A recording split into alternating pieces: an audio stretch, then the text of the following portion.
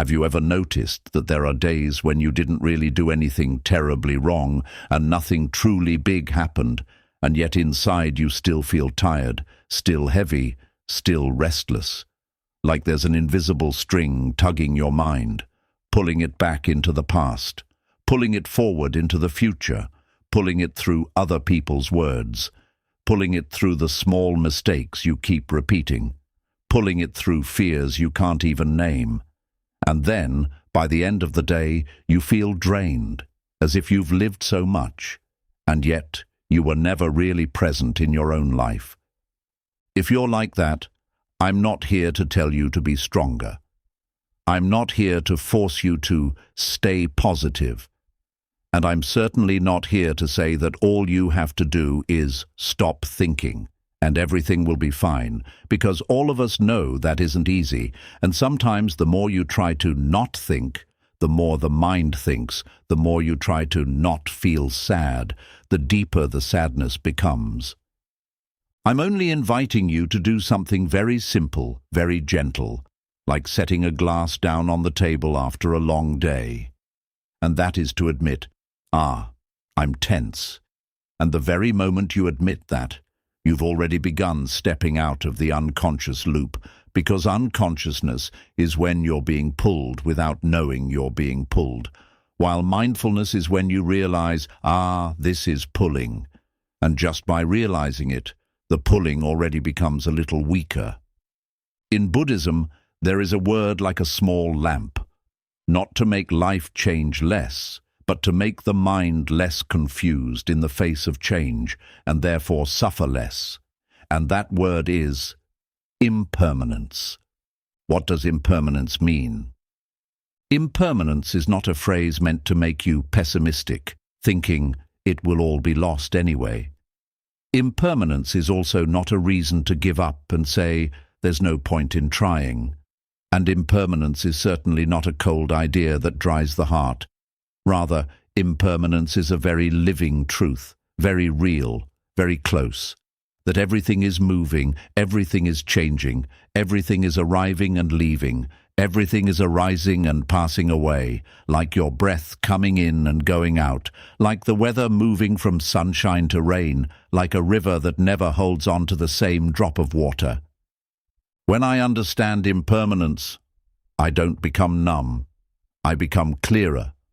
And when I'm clearer, I live more deeply, because I stop clinging to the illusion that I can hold everything tightly. And when I stop holding so tightly, I can touch everything more gently, more fully. There is a very beautiful paradox here. When you stop resisting change, you become steadier, because steadiness doesn't come from life standing still. Steadiness comes from a mind that knows how to adapt, a heart that knows how to open, and a way of seeing that can look directly at the truth without panicking. You might be asking, but if everything changes, what do I rely on? And the answer in the Buddha's path is not, go find something unchanging out there, because out there is no such thing, but rather, learn to rely on your own mindfulness, rely on your ability to return to the present, return to the breath, return to the body, return to the knowing that is here, so that even when the winds of life shift direction, you still have an inner anchor, not an anchor to control life, but an anchor to walk with life. And that's why, in this long video, I will share with you 81 understandings of impermanence, like 81 small keys, each one opening a different door in life. Some keys open the door of anxiety, some open the door of clinging in love, some open the door of suffering in work, some open the door of sadness in loss, and some open very simple doors, the door to breathing more lightly, living more slowly, and being more present. But I want you to listen to this video in a gentle way, because this is not a class where you have to memorize everything, and it's not a place where you have to understand everything immediately. It's simply a place where you are allowed to listen, and whenever a sentence touches you, you can pause for a moment to feel it. Because sometimes what changes us is not hearing more, but hearing one right sentence and then living with it for the whole day.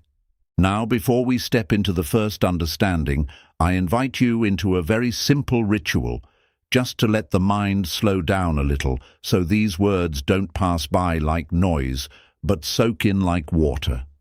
Breathe in very slowly, as if you were holding yourself with the breath, and breathe out very slowly, as if you were placing a heavy burden down on the ground.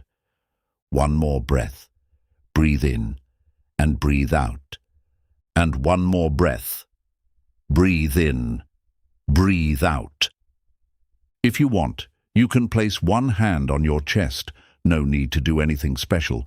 Just place it there as a reminder that you are here. And if any feeling is present, like tension, like heaviness, like restlessness, like fatigue, you don't need to chase it away. You only need to recognize it, because recognition is the first step of freedom. And now we begin, seeing change clearly. And I want you to remember that when I say seeing, I'm not talking about thinking a lot or analyzing deeply, but a very simple, direct seeing, like watching a cloud drift across the sky. You don't need to chase it. You don't need to hold it. You only need to know, it's drifting. Understanding 1. Impermanence is not a belief. It is a truth you can verify for yourself. You don't have to believe me, and you don't have to believe anyone, because impermanence is not in words. Impermanence is in your lived experience.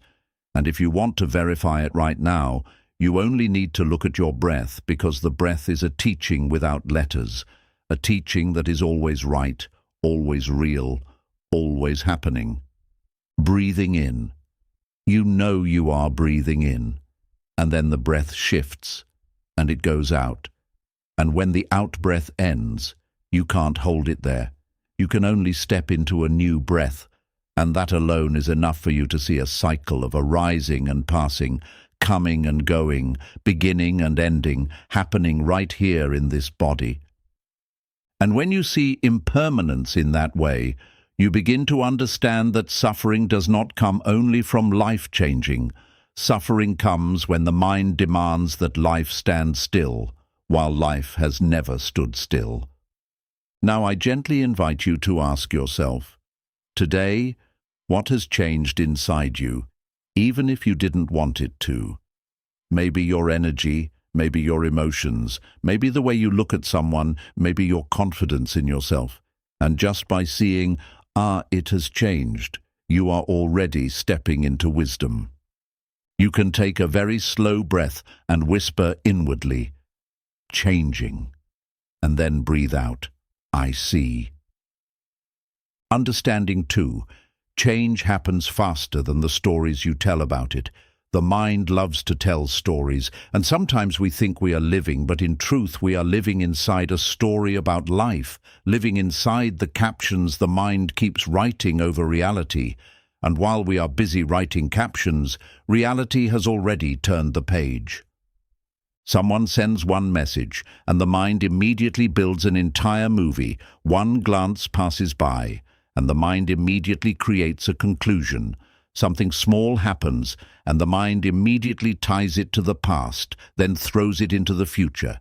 And within a few seconds, we are no longer in the present. We are inside a story, and that story is often old, often repeating, often carrying fear and defense. And because change moves faster than the story, if you want to suffer less, you don't need to think faster. You only need to see sooner, meaning see the very moment the mind begins to narrate, and you recognize, this is a story. And just by recognizing it, you create distance, and inside that distance, you have freedom. If you want to practice right now, try listening to a sound around you, maybe a fan, a car, a human voice, and you simply note, hearing, and that's all. No added story of, I like it or I hate it. Just hearing, so the mind learns to live with the event instead of living with commentary.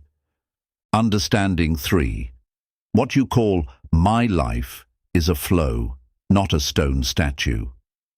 You may feel that your life is something fixed, as if there is a solid me, a solid life, a solid fate. But if you look closely, you will see your life is like a river, and you are the one walking beside that river. Sometimes the water is calm, sometimes it rushes, sometimes it's clear, sometimes it's muddy. And the strange thing is, even when the river changes, you still call it the river. And even when you change, you still call yourself me. But the me of today is not the me of last year, and the me of last year is not the me of 10 years ago. It's just that the mind likes labels, likes boxes, likes to say, I'm that kind of person, in order to feel safe. Yet that safety is the safety of freezing, not the safety of living.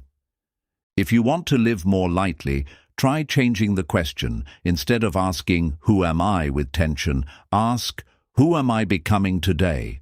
And that question softens you because it allows you to change.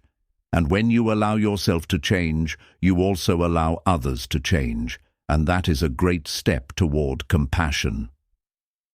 Understanding 4. The mind suffers when it bargains with reality. The mind has a familiar habit, and that habit is saying, if only. If only that hadn't happened. If only they understood me. If only I hadn't said that. If only I were different. And every time you say, if only, the mind is swimming against the current of truth, trying to rewrite what has already occurred. And because it cannot be rewritten, it hurts. Reality does not sign a contract with our wishes. Reality is simply being. And if you remember your most painful moments, you may see that often you didn't suffer only because of the event. You suffered because of the inner resistance, because of that voice saying, this should not be happening, while it is happening. And there is a question that can gently turn the mind. Instead of asking, why is this happening? Ask, so what can I do skillfully now? Because why can sometimes pull you into the pit of blame, while what can I do skillfully brings you back to the present, and the present is the only place where you can live, breathe, and act. You can try one breath right now and whisper inwardly, this is reality, and then breathe out, I meet it. Understanding 5. If everything changes, control is only a strategy, not a home. I'm not saying control is bad, because control helps us organize, helps us work, helps us plan. But the problem begins when we turn control into something we rely on for safety. Then we become afraid, because with one small shift we feel ourselves falling. Life does not stay still long enough for you to hold it tightly. And if you try to hold it tightly, your hands grow tired, your heart grows tense, your breath becomes shallow, and you live in a state of preparing for something bad, instead of living inside what is here. A true home is not, everything goes my way. A true home is a flexible mind, an ability to adapt, a calmness you can return to no matter which direction the wind blows. And this is not theory, it is a skill, and a skill can be trained. If you want to train right now, today choose one small place where you usually tighten and soften a little. Maybe in a conversation you don't need to win. Maybe in a plan you allow some space. Maybe in a task you slow down one beat, and you will feel yourself able to breathe. Understanding 6. Impermanence makes gratitude urgent.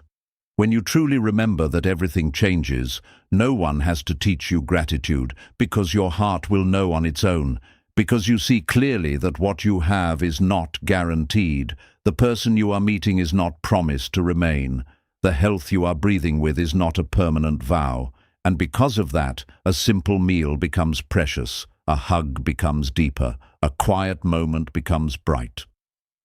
Gratitude is not fear of loss.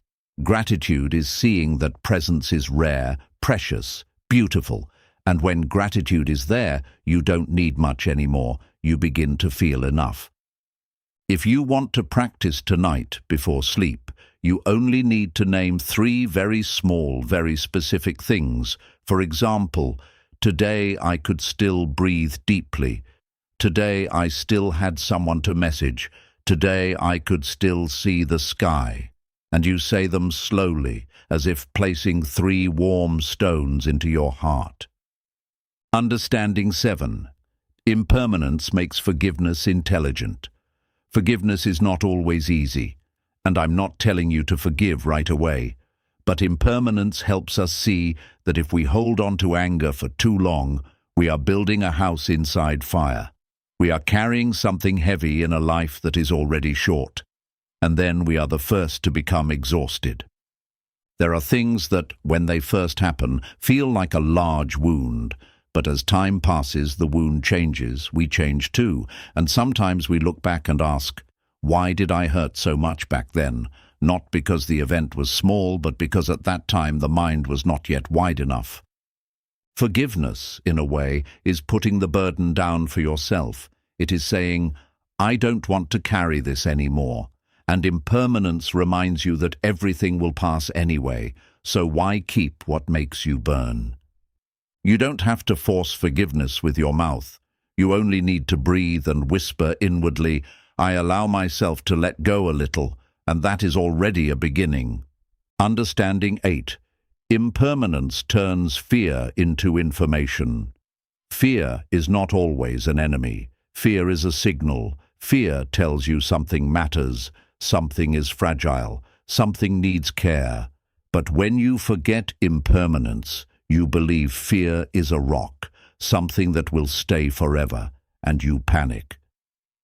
When you remember impermanence, you look at fear like you look at a wave. You say, ah, you've come.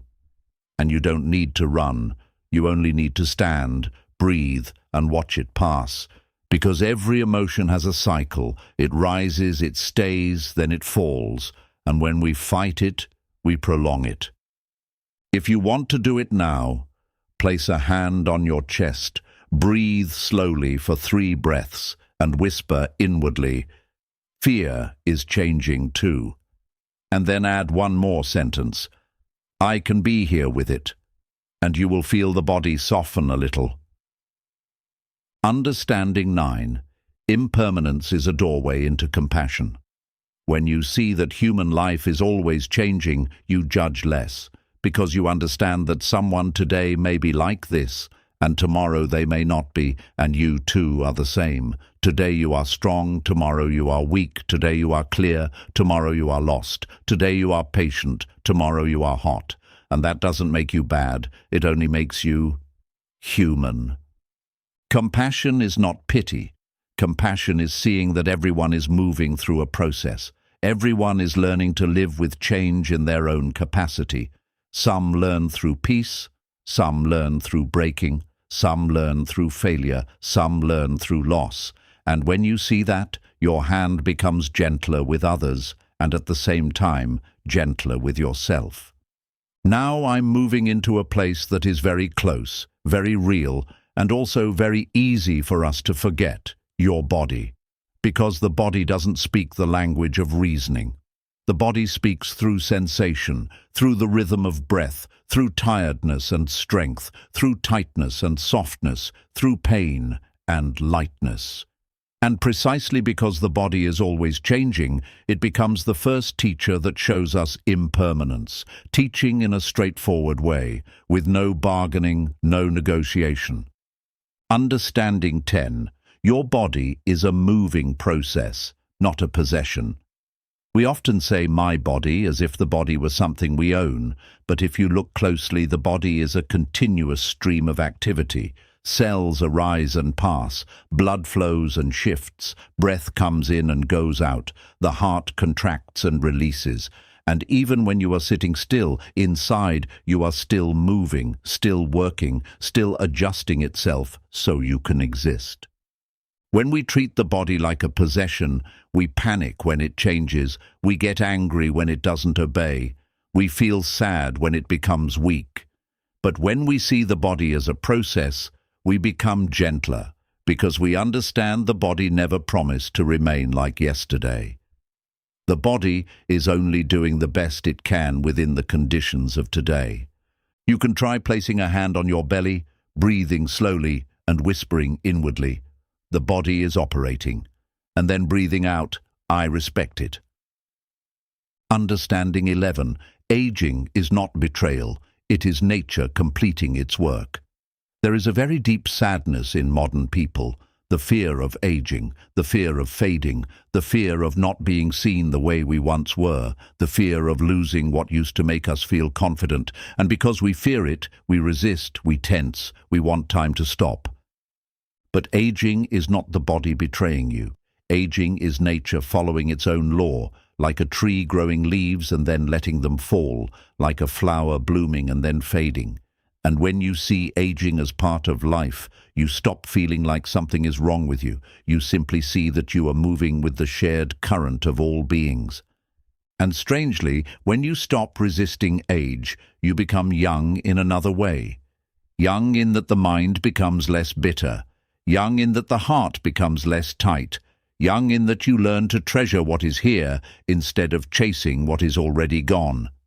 Take a long breath and whisper inwardly, I allow life to flow. Understanding 12. Health is a condition, not an identity. Many people merge themselves with health. When they feel healthy, they feel okay. When they feel tired, they feel broken. When they feel sick, they feel defeated. And because of that merging, every time the body goes down, we don't only hurt in the body, we add pain in the mind because we think, I'm not worthy. I'm weak, I'm not good enough. But health is a condition, like the weather. Sun today does not mean sun tomorrow. Rain today does not mean your whole life will be rain. And when you see health as a condition, you blame yourself less, you feel less ashamed, you tense less, and instead you care for the body with kindness. Like tending a garden, you don't blame the soil, you simply water, you weed, and you wait for sunlight. You can say softly inside, this is today's condition, and then breathe out, I will care. Understanding 13. Pain changes from moment to moment. Look closely. When we are in pain, we tend to say, I am in pain, as if pain were a solid block, a rock. But if you observe carefully, you will see pain has a shape, an intensity, stronger in some places and softer in others, sometimes sharp, sometimes dull, sometimes spreading, sometimes tightening, and within just a few dozen seconds, it has already changed. What often makes pain harder is resistance, the sentence, I don't want this, the fear, it will never end, the imagination that stretches pain into infinity. While if you simply see pain as a phenomenon that is changing, you create space, and inside that space you can breathe, you can soften, you can endure. If you have any discomfort right now, try observing it the way you watch waves and ask, where is it now? Is it hot or cold? Is it vibrating or heavy? Is it changing? And that alone moves you from being in pain to knowing pain, and knowing is always lighter than being. Understanding 14. Pleasure also changes. Don't build a throne on it. Not only pain is impermanent, pleasure is impermanent too. And sometimes the biggest trap is when we have a comfortable moment, a pleasant feeling, a favorable season, and then we think, I must keep it. I must make it last, and from that moment, pleasure becomes pressure. You can't force a flower to bloom forever, and you can't force joy to stay forever, but you can do something more beautiful. Enjoy it fully while it is here, and let it go gently when it leaves. Like savoring a cup of tea, not panicking when it cools, simply feeling grateful that it was once warm. Take one breath and whisper inwardly, I enjoy without clinging. Understanding 15. The breath is the most honest lesson of impermanence. The breath doesn't lie. The breath doesn't try to look beautiful. The breath doesn't promise anything. The breath only happens according to the truth of this moment. And so, if you want to learn impermanence without reading much, you only need to return to the breath. Each breath is a small arising and passing, a small coming and going, a small beginning and ending. And if you truly become close to the breath, you will fear endings less, fear loss less, because you have already grown familiar with letting things go, not in despair, but in nature. You can practice very gently. Breathe in, know in. Breathe out, know out. And do nothing more, just know. And that knowing is mindfulness. Understanding 16. Food becomes you and then disappears. Everything is like that. You eat a meal, and then that meal is no longer a meal. It becomes energy, becomes cells, becomes a part of you, and then it will be released, it will transform, it will leave. And even something so ordinary already says this. Even what we take in to keep ourselves alive is a process of coming and going. From there, you can look wider. What you call mine, my life, my achievements, my love, is also changing in the same way, only more subtly. And when you remember this, you cling less, tighten less, fear less, and begin to live more simply. You can say softly, I am being nourished, and then breathe out, and I am changing. Understanding 17. Rest and fatigue rise and fall like waves. Learn their rhythm. Many people blame themselves when they are tired. They think tiredness is a fault. Tiredness is laziness. Tiredness is weakness. And then they push, they force, they drag the body beyond its limit. The body can keep going for a while, but the mind begins to dry out. And then one day, both body and mind break. But tiredness and strength are waves, and you cannot make waves stand still. You can only learn their rhythm. Sometimes you move forward, sometimes you pause, sometimes you work strongly, sometimes you work gently. Wisdom is in noticing the signal early, resting before exhaustion, stepping back before breaking, and understanding that rest is not giving up. Rest is part of living. If today you feel tired, try saying, "This is a tired wave." And then breathe out, "I allow myself to rest a little." And even 5 minutes of real rest is already healing. Understanding 18. The body teaches humility without words. The body keeps reminding you that you are human, not a machine.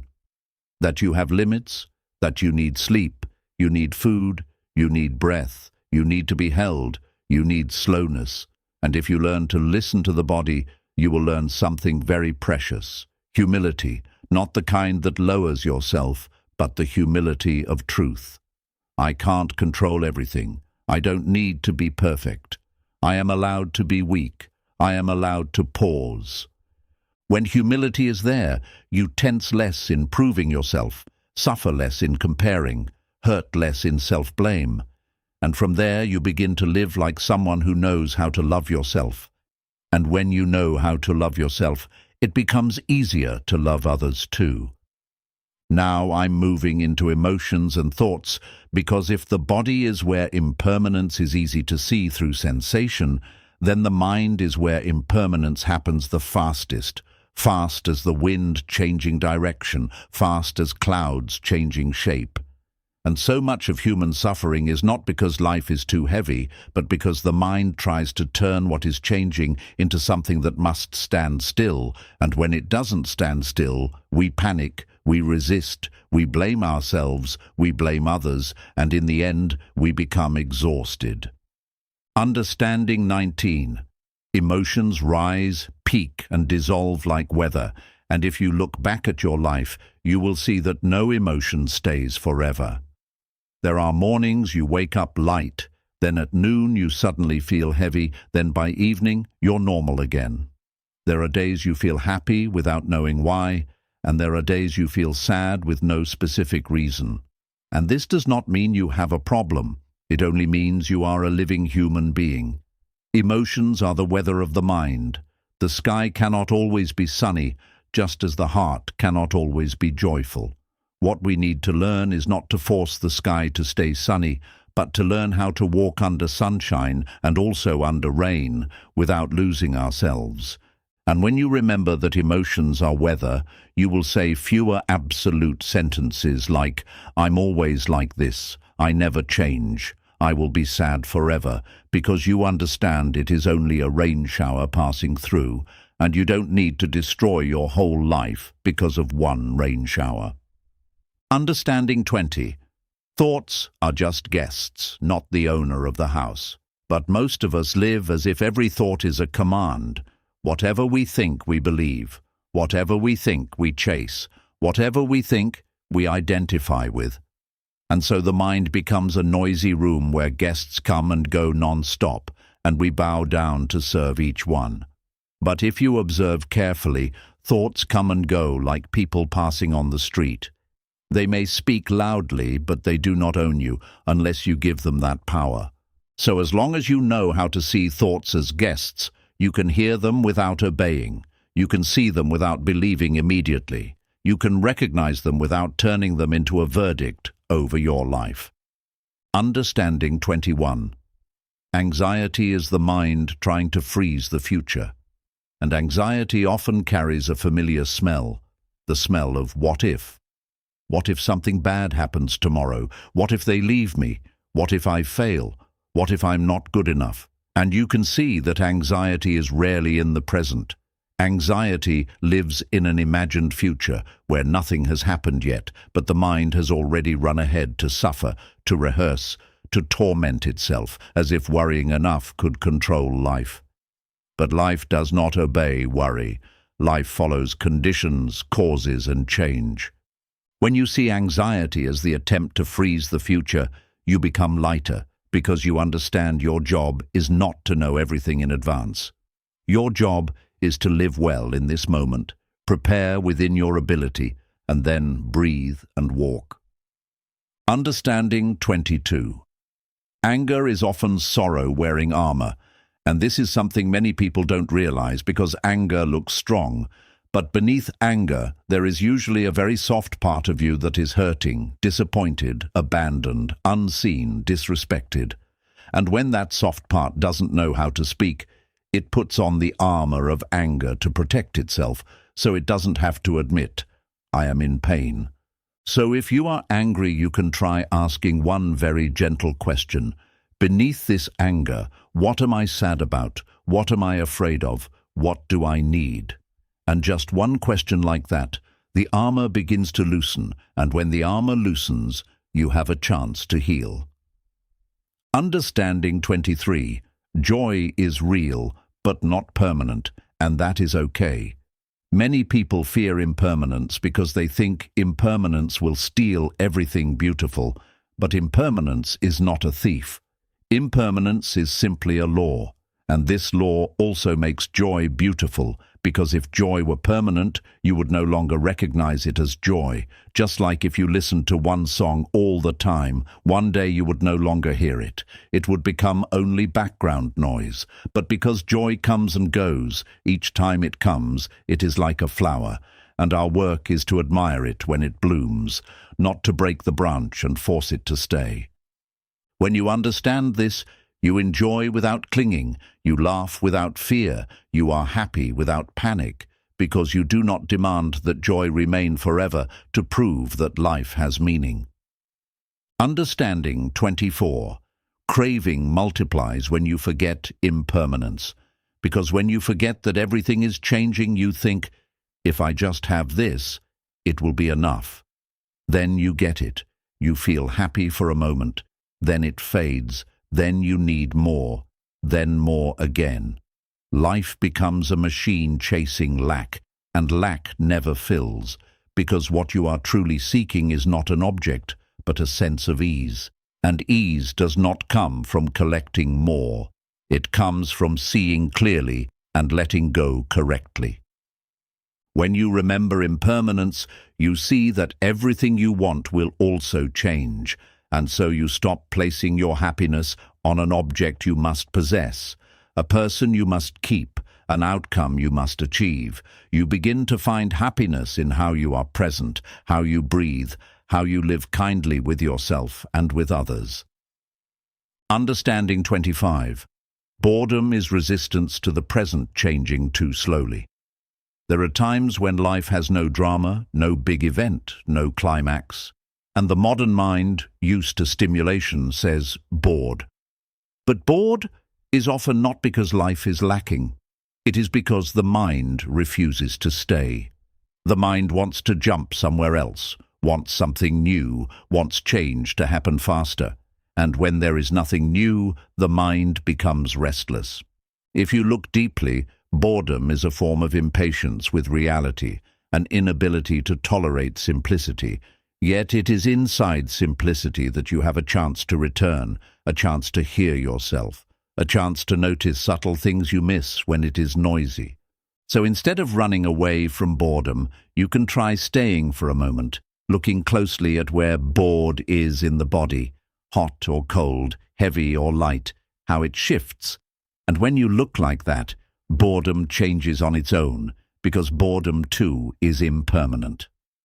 Understanding 26. Identity is a story updated every day, but we often live as if identity is a fixed sentence. I'm weak, I'm hot-tempered, I'm not good, I'm unlovable. And you know what? Those sentences are only a bundle of stories created from a few experiences, repeated long enough to become me. But if you observe your life, sometimes you are patient, sometimes you are angry, sometimes you are confident, sometimes you are afraid, sometimes you are strong, sometimes you are soft, meaning you are not one thing, you are a flow. When you see identity as a story updated every day, you begin to forgive yourself, because you know you can still change. And you also box other people in less, because you understand they are changing too. And just like that, life feels less tight. Understanding 27. Silence shows you how quickly moods change, because when there is no sound, no screen, no story to hold on to, you begin to see very small waves in the mind. A little restlessness, a little urge to check the phone, a little impatience, then a little softening, then a little remembering, then a little peace. And if you are patient enough to stay inside silence, you will see the mind is not a hard block. The mind is water. And the miracle is, water knows how to settle on its own, as long as you don't stir it. So silence is not emptiness. Silence is a laboratory of impermanence, where you learn that every emotion, every thought, every impulse comes and goes, and you don't need to become a slave to anything that comes and goes.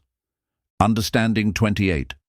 Love suffers when it demands permanence, because there is a part of us that deeply wants certainty, wants to hear promises, wants a guarantee that we will always be this way, that we will be like this forever. But life cannot sign an eternal contract with anyone.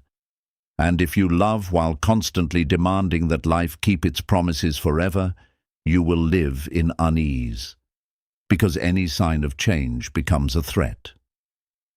When you understand impermanence, you don't love less, you love more accurately. That means you love in the present, you care in the present, you say what needs to be said in the present, you cherish in the present, instead of using love to ask for a warranty card for the future. Understanding 29. People change, even when they promise they won't. And this may sound sad, but it is also the truth that helps you drop illusion. Because no one can stand still in front of time, in front of experience, in front of wounds, in front of learning, in front of everything that happens in life. And sometimes people change not because they are bad, but because they are growing in their own way, or because they are being pulled by fears they haven't had time to see, or simply because they are entering a different season. When you understand that people change, you take things less personally. You stop thinking, they changed because I'm not enough. You stop turning someone else's change into a verdict on your worth. And from there, you can see the relationship more clearly, not to become cold, but to become awake. Understanding 30. Conflict is impermanent too. Don't turn it into forever, because there are times you argue, times you misunderstand, times words hurt.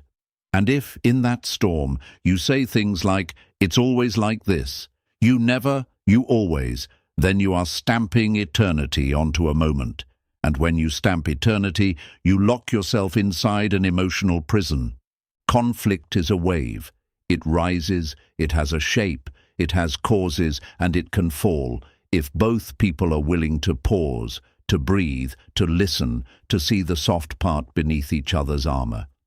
And even if sometimes conflict leads to separation, conflict itself is still impermanent, meaning it is not the whole of that person, and it is not the whole of you.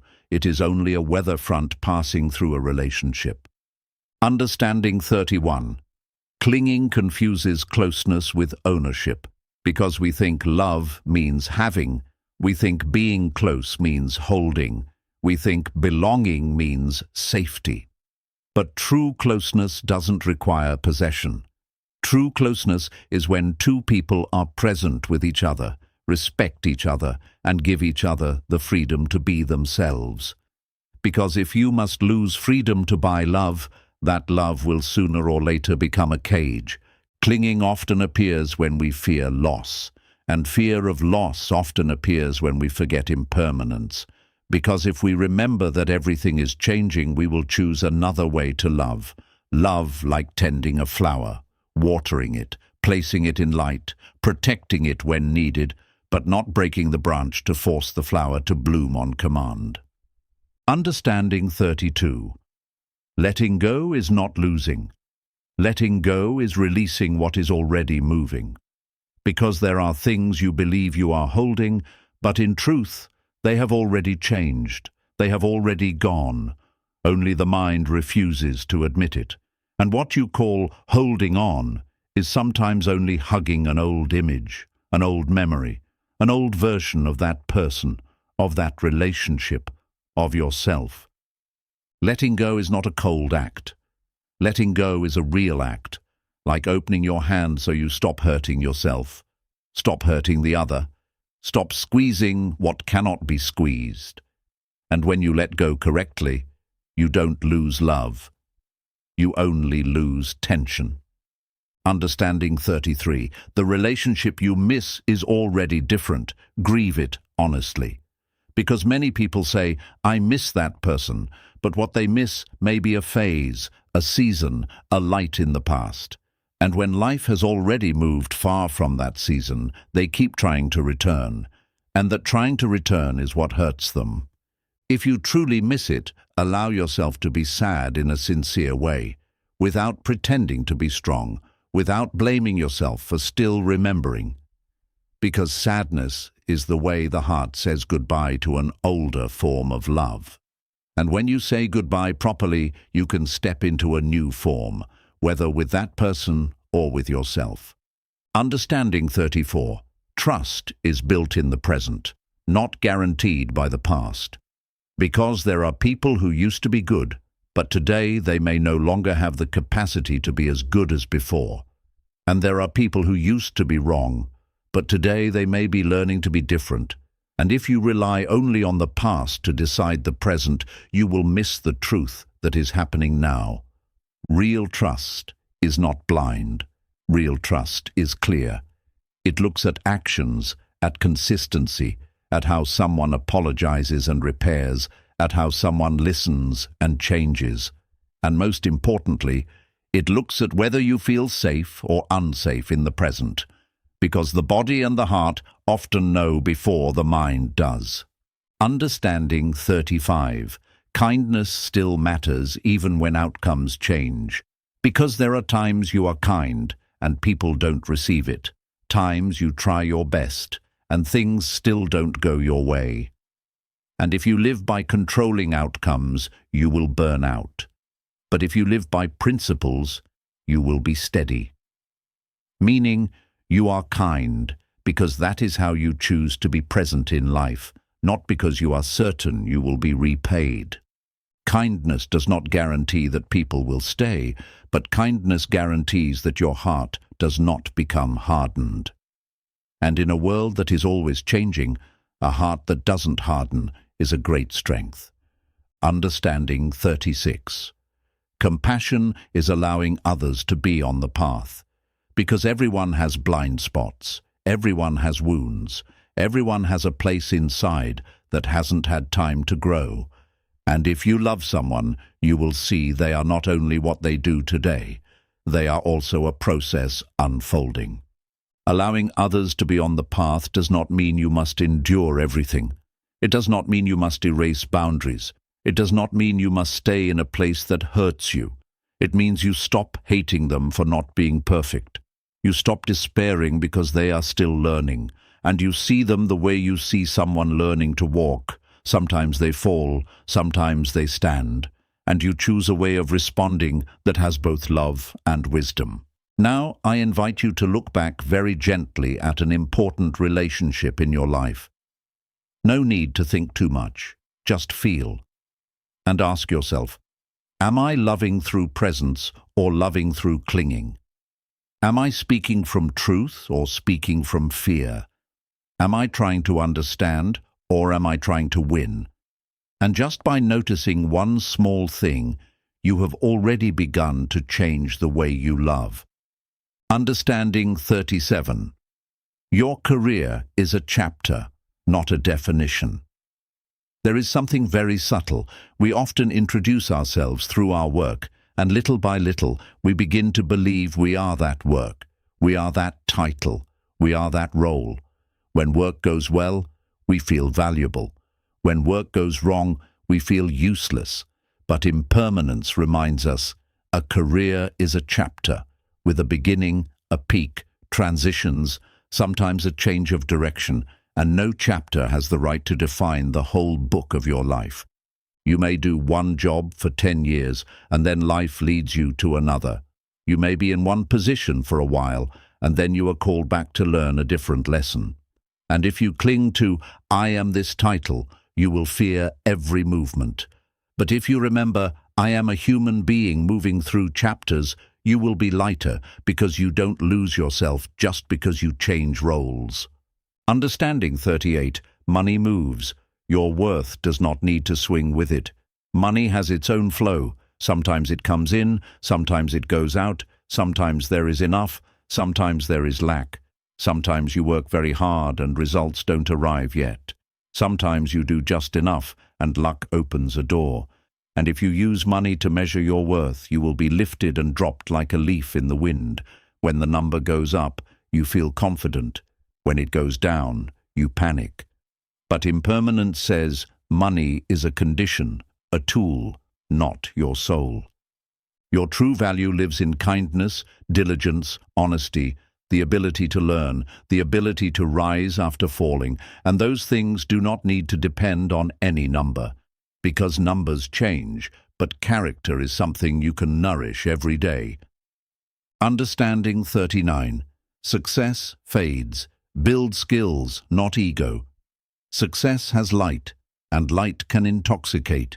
And when intoxicated, we begin building a me that needs recognition, needs applause, needs to protect an image. Then we work not only to create value, but to protect the ego. Yet impermanence reminds us, every success will fade, every trend will pass. People praise you today, and tomorrow they will be busy praising something else. And if you build your life on praise, you will suffer. What lasts longer than success is skill, refinement, the ability to learn quickly, to correct quickly, to stay steady when criticized, to stay humble when praised.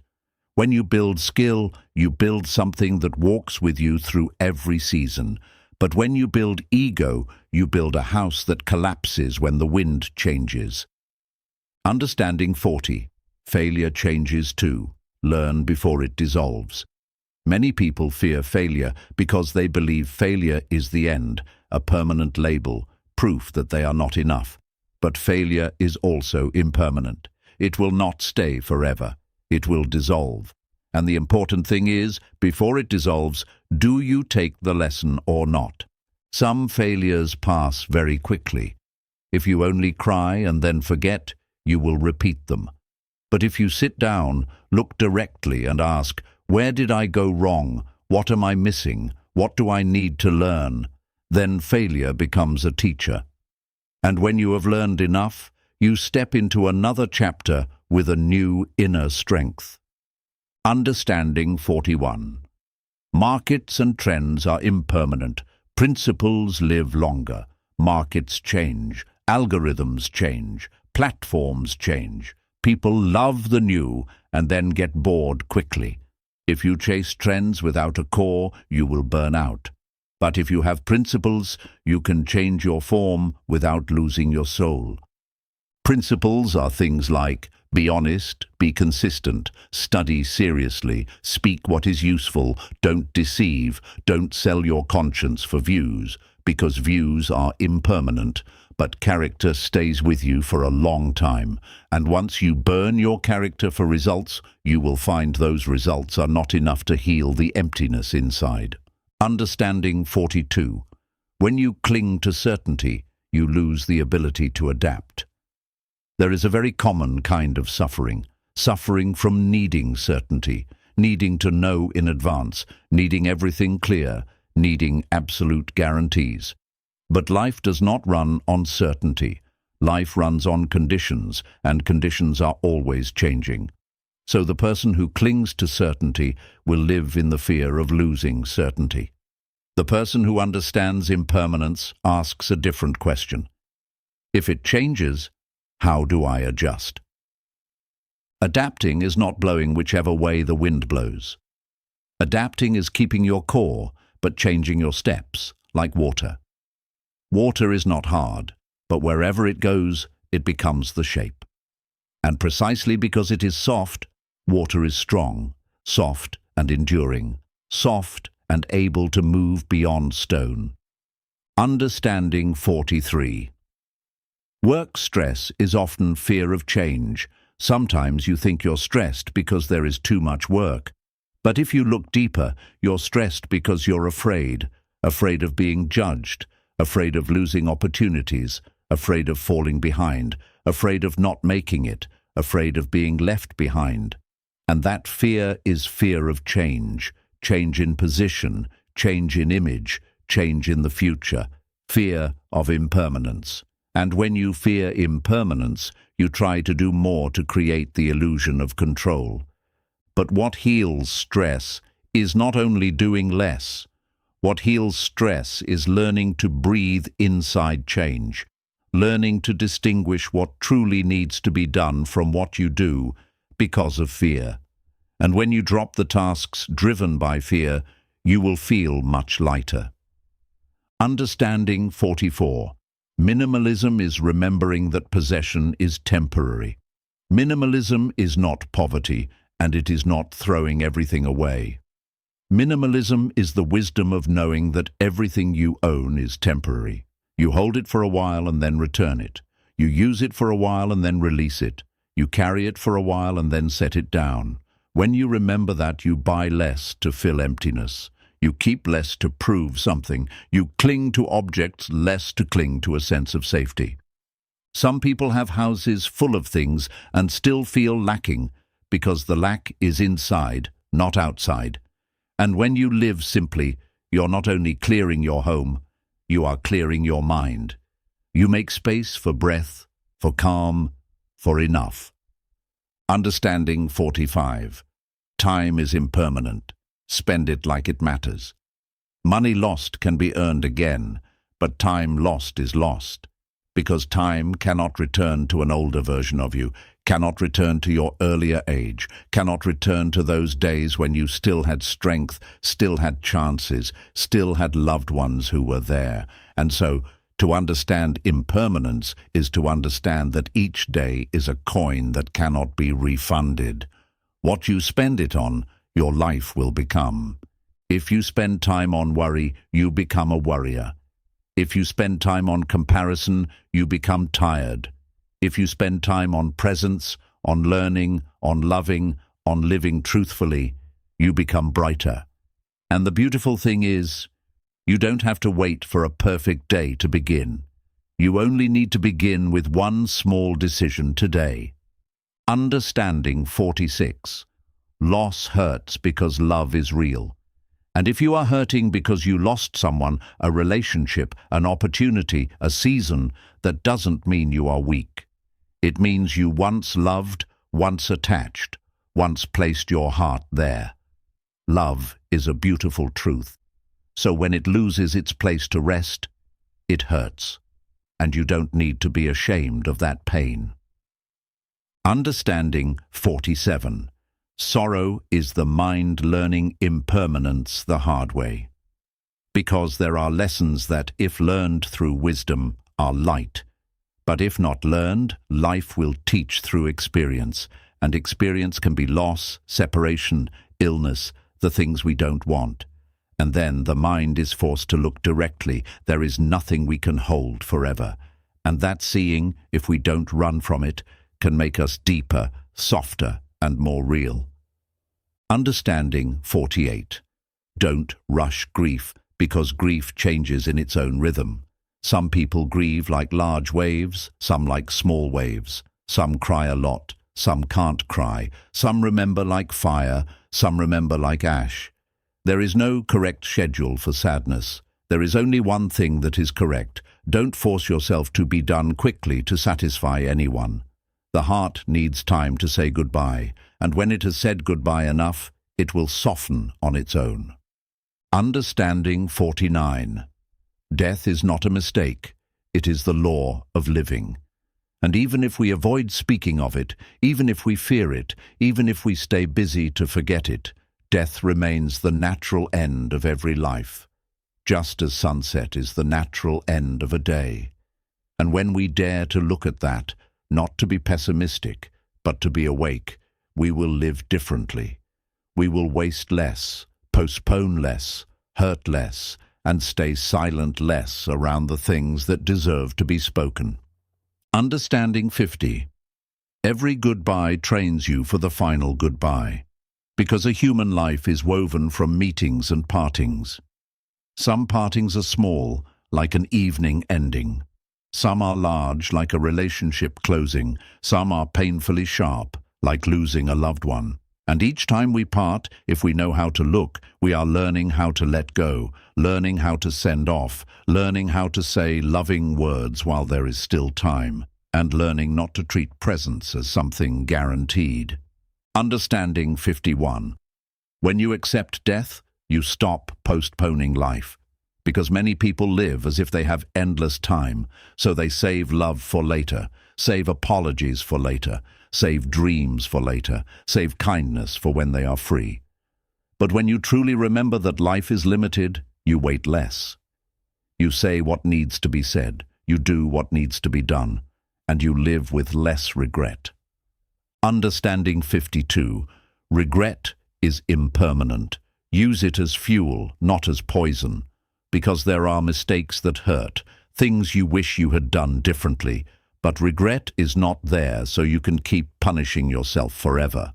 Regret is there to wake you up, to help you learn, to help you change. And if today you are still breathing, you can still do something better, even something small. And sometimes one small thing is enough to change the direction of a whole life. Understanding 53. Memories change. Respect them, but don't get trapped. Because memory is not a still photograph. Memory is a story the mind retells, and each time it retells it, the color can change. It can add or remove details. It can warm you or reopen pain. So what matters is not clinging to memory as absolute truth, but respecting memory as the way the heart keeps a trace, then using memory to love, to be grateful, to live well, rather than using memory to imprison yourself in the past. Understanding 54. Compassion for the dying begins with seeing your own fragility. Because when you truly see that you too will age, will get sick, will lose, you become less arrogant, less harsh, less judgmental. You become softer with other people's mistakes, and you learn to cherish an ordinary moment, because ordinary is also a great gift. Understanding 55. Suffering is often the refusal of change. Because when life brings something new, something you didn't choose, something you don't like, the mind immediately says no. And that no is like standing in the middle of a river and pushing the water away. You not only can't change the water, you become exhausted from the strain, and you hurt because of your own pushing. When we say no to impermanence, impermanence still moves on.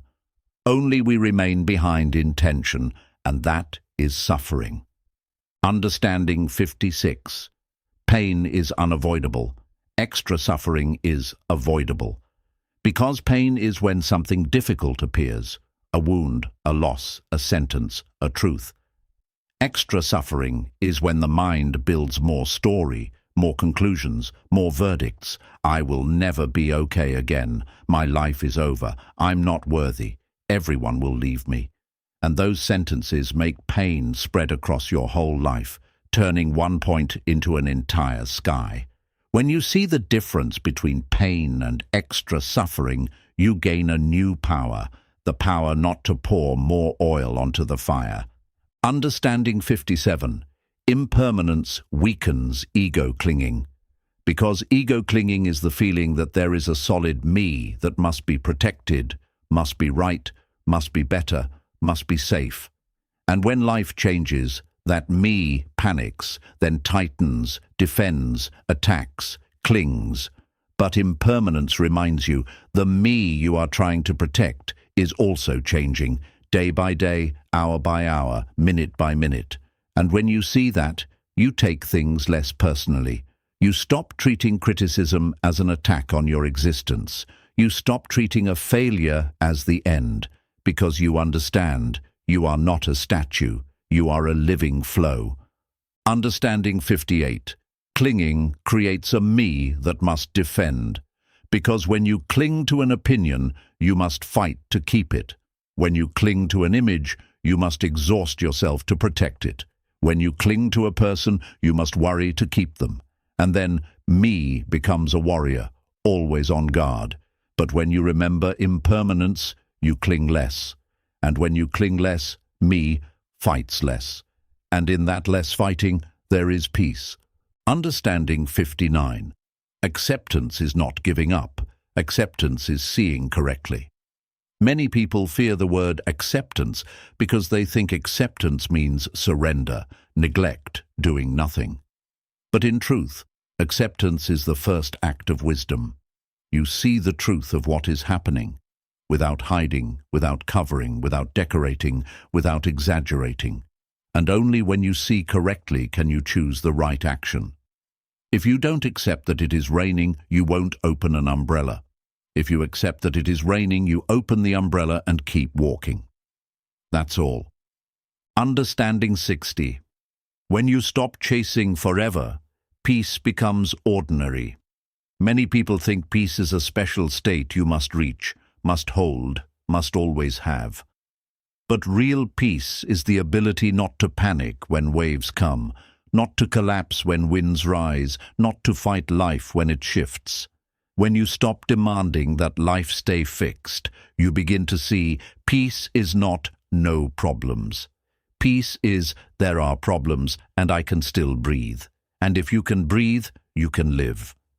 Understanding 61. Letting go is the art of not panicking in motion. Letting go is not throwing everything away. Letting go is releasing the right thing at the right time, what cannot be held, and holding what should be held, dignity, kindness, honesty.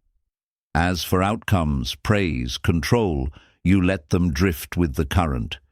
When you can let go, you don't become cold, you simply become light.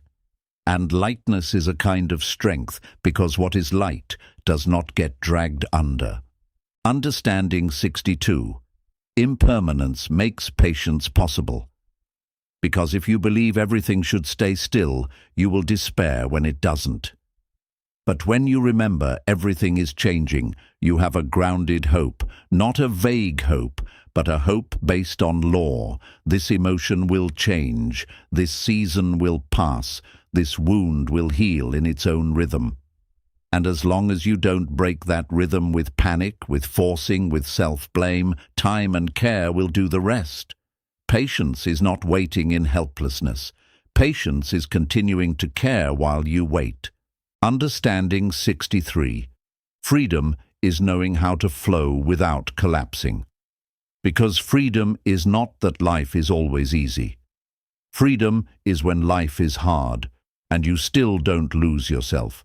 You still know how to return. You still know how to breathe. You still know how to choose a kind action. You still know how to stand up after falling. And the most beautiful thing is, freedom is not something someone gives you.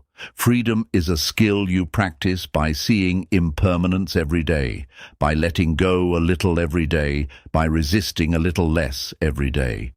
Now I'm moving into the practice part, because understanding only becomes power when it enters daily life, enters habit, enters the way you breathe, the way you speak, the way you pause before reacting. And this part will be very simple, very practical, like small stones you keep in your pocket so you can walk through a windy day without being blown away. Understanding 64. Meditation is training yourself to observe change without chasing it. That means you sit down and you watch everything pass. Breath passes, sound passes, sensation passes, thought passes. You don't need to turn meditation into a battle to stop thinking. You only need to see clearly, thinking, and return. Because returning is strength, and every time you return, you are doing something very deep. You are choosing freedom instead of being pulled. Understanding 65. Name the change, like thinking, tight, warm, worried. Because when you name it, you are no longer swallowed whole by the experience. You create a small distance, and inside that small distance, you have the ability to choose. A person who cannot name it is controlled by emotion. A person who can name it knows that emotion is a guest, and you are the one who chooses the response. Understanding 66. Short practice done consistently is better than rare perfection. Many people wait for a free day to meditate 30 minutes, and in the end, they meditate 0 minutes. But if you practice 1 minute every day, steadily, that 1 minute becomes a path, and that path brings you home. Impermanence teaches that life is always changing, so don't wait for perfect conditions. Bring practice into imperfect conditions. Understanding 67. Use transitions in the day as mindfulness bells. Each time you move from one thing to another, standing to sitting, opening your phone to putting it down, stepping out the door to stepping into a room, take one breath and know that you are alive. Because life doesn't pass only in big events. Life passes in small transitions, and someone who is awake in small transitions is less likely to get lost in big storms. Understanding 68. Observe the urge to scroll, because it is often discomfort with impermanence. Many times you don't scroll because you need to. You scroll because the mind can't tolerate emptiness, can't tolerate slowness, can't tolerate the gentle change of the present, so it looks for stimulation to cling to.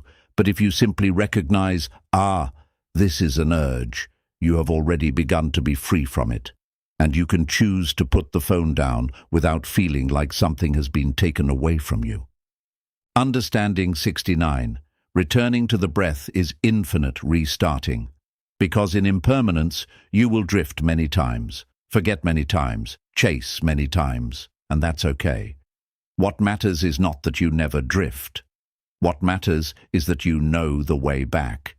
And the breath is the cheapest way back, the closest way back, the truest way back. Each time you return, you are renewing your life, because you are returning to what is real. Understanding 70. Compassion adapts as the heart changes. There are days your heart feels wide, days it feels narrow, days you can easily love people, days you only want quiet. Practicing compassion doesn't mean forcing yourself to be sweet all the time. Practicing compassion means recognizing your state and then choosing something that doesn't add more suffering. At least, not adding more suffering. Speaking less when you're heated, resting a bit when you're tired, apologizing when you accidentally hurt, and being gentle with yourself when you can't be what you want yet. Understanding 71. Write a 7-day change journal. Each day, write just one line. Today, I saw this change. It could be an emotion, a habit, a view, an event. And after 7 days, you will see something clearly. Life is flowing, and you are flowing too.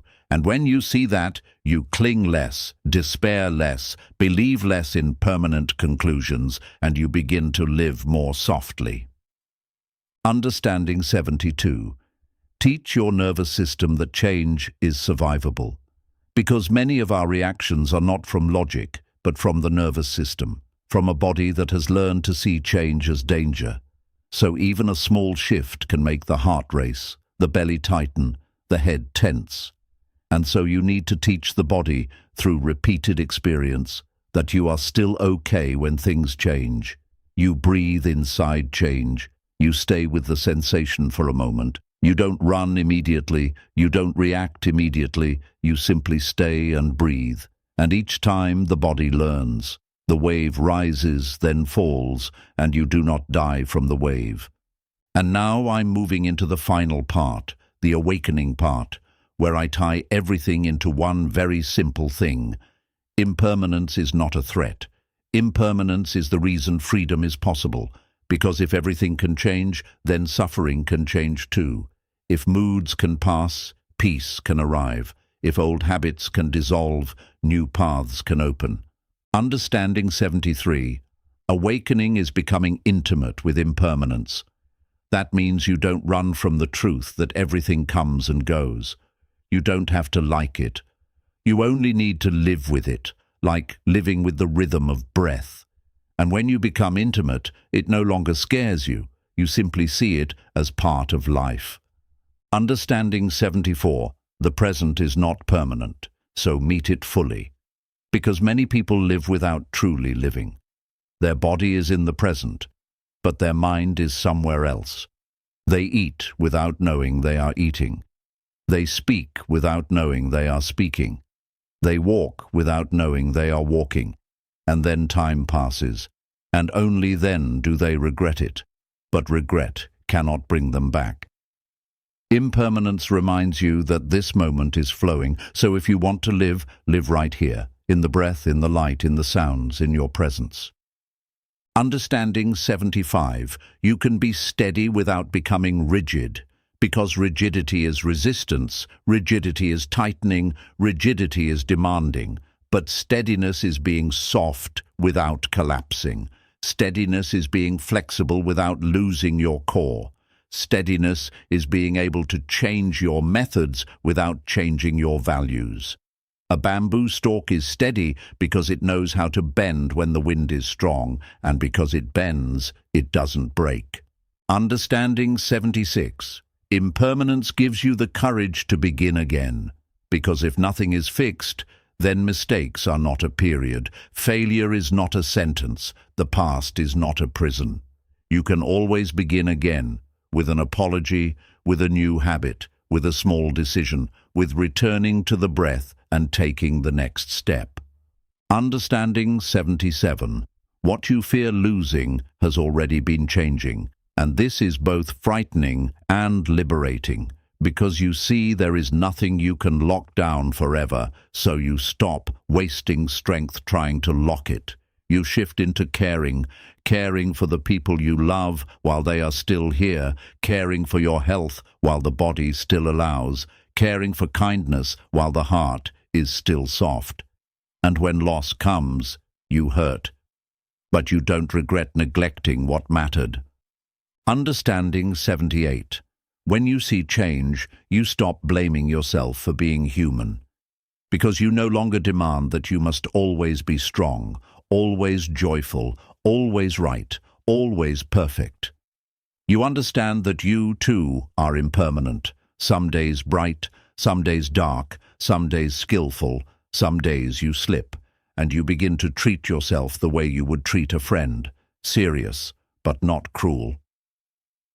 Understanding 79. Impermanence turns the ordinary moment into something sacred, because when you know it will pass, you look at it with different eyes. An ordinary morning becomes precious, an ordinary meal becomes warm, an ordinary laugh becomes bright. And you don't need to look far for the sacred. The sacred is right inside what is passing through. Understanding 80. Wisdom is loving what passes.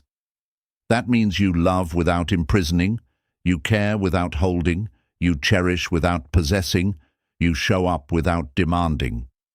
And this kind of love makes you free, because it is not built on fear, it is built on truth. Understanding 81. Let this understanding become your refuge each day. Not a refuge to escape life, but a refuge to walk with life. Meaning, whenever you feel tense, you remember changing. Whenever you feel afraid, you remember changing. Whenever you cling, you remember changing. And then you breathe. And sometimes one mindful breath is enough to change an entire reaction.